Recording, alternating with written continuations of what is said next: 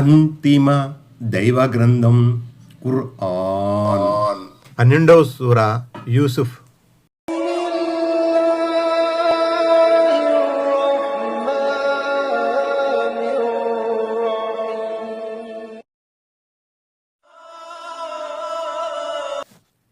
ఆయత్ నంబర్ 74.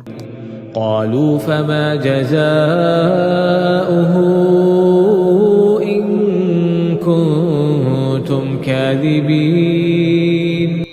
ఆయత్ నంబర్ 74. అలాగా మరి మీ మాట అబద్ధమని తేలితే దొంగిలించిన అతనికి ఏ శిక్ష విధించాలి అని వారు రాజుభటులు ప్రశ్నించారు. 112. ఒకవేళ మీ సామానులో రాజుగారి పాత్ర దొరికితే ఏం చేయమంటారు? ఆయత్ నంబర్ 75. قالوا جزاؤه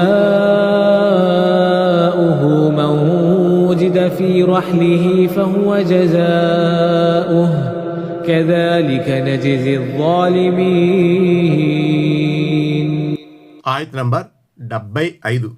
ఎవరి సామానులో అది దొరుకుతుందో శిక్షగా అతనే బానిసగా ఉంచుకోబడాలి. మేము అలాంటి దుర్మార్గులకు విధించే శిక్ష ఇదే అని వారు బదులిచ్చారు. 113.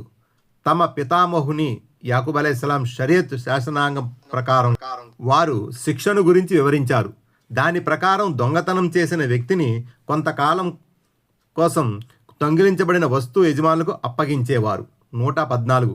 ఇవి కూడా యూసుఫ్ అలైహిస్సలాం సోదరులు పలికిన మాటలే. మరి కొంతమంది అభిప్రాయ ప్రకారం ఇవి యూసుఫ్ అలైహిస్సలాం సహచరుల పలుకులు, మేము కూడా దుర్మార్గులను ఇలాగే శిక్షిస్తాము అని వారు చెప్పారు. అయితే రాజుగారి చట్టం ప్రకారం ఆయన తన సోదరుని అక్కడ ఆపి ఉంచలేకపోయేవారు అన్న తరువాతి ఆయతను బట్టి ఈ రెండవ అభిప్రాయం పొసగదు. ఆయత్ నంబర్ 76.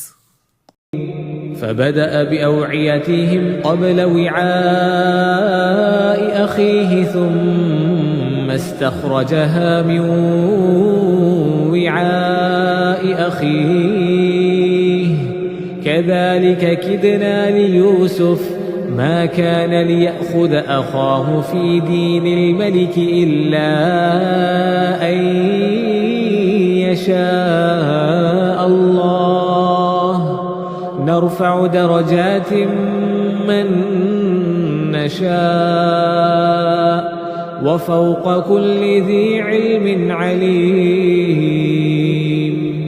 ఆయత్ నంబర్ 76. అప్పుడు యూసుఫ్ అలైహిస్సలాం తన తమ్ముని సామానును సోదా చేసే ముందు వాళ్ళ సామానును సోదా చేశాడు. ఆ తర్వాత ఆ పాత్రను తన తమ్ముని సంచిలో నుంచి తీశాడు. ఈ విధంగా మేము యూసుఫ్ అలైహిస్సలాం కోసం ఉపాయం సూచించాం.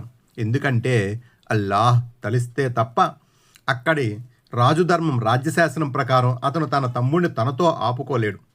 మేము కోరిన వారి అంతస్తులను పెంచుతాము. ప్రతి జ్ఞానిని మించిన జ్ఞాని ఒకడున్నాడు. 115. తాను ముందుగా వేసిన పథకం ప్రకారం ఇదంతా చేస్తున్నానన్న అనుమానం రాకుండా ఉండడానికి ముందు సవతి సోదరుల సామానును వెతికిన తరువాత ఆఖరిలో బిన్యామిన్ సంచిని వెతికారు. హజరత్ యూసుఫ్ అలైహిస్సలాం. 116. అంటే మేము వహీ ద్వారా ఈ ఉపాయాన్ని యూసుఫ్ అలైహిస్సలాంకు సూచించామని అల్లాహ్ సెలవిచ్చాడు. దీని ద్వారా తెలిసేదేమంటే ఏదైనా మంచి ఉద్దేశం కోసం ఇటువంటి వ్యూహం పన్నవచ్చు. పైకి అది ఎత్తుగడలా అగుపించినా పర్వాలేదు. అయితే దానికోసం అవలంబించే పద్ధతి మాత్రం షరియాత్ మూలాలకు విరుద్ధంగా పోకూడదు. ఫతహుల్ ఖదీర్.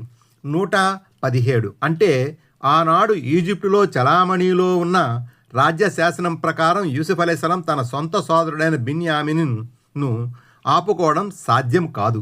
ఎందుకంటే ఇలాంటి పని చేసిన వాడికి ఏం చేయాలో మీరే చెప్పండి అని వారినే ప్రశ్నించారు. 118. అంటే యూసుఫ్ అలైహిస్సలాంను ప్రత్యేకంగా దయతలచి అత్యున్నత శిఖరాలకు చేర్చినట్లే అల్లాహ్ తాను కోరిన వారి శ్రేణులను పెంచుతూ ఉంటాడు. 119. ప్రతి జ్ఞానిని మించిన జ్ఞాని ఇంకొకడుంటాడు. అందుచేత ఎంతటి విద్వాంసుడు అయినా సరే తనే ఈ లోకంలో అందరికన్నా గొప్ప విద్వాంసుని అని తలపోయకూడదు. అలాగే ప్రతి జ్ఞానిపై సర్వజ్ఞాని అయిన అల్లాహ్ ఉన్నాడు అని మరి కొంతమంది వ్యాఖ్యానించారు.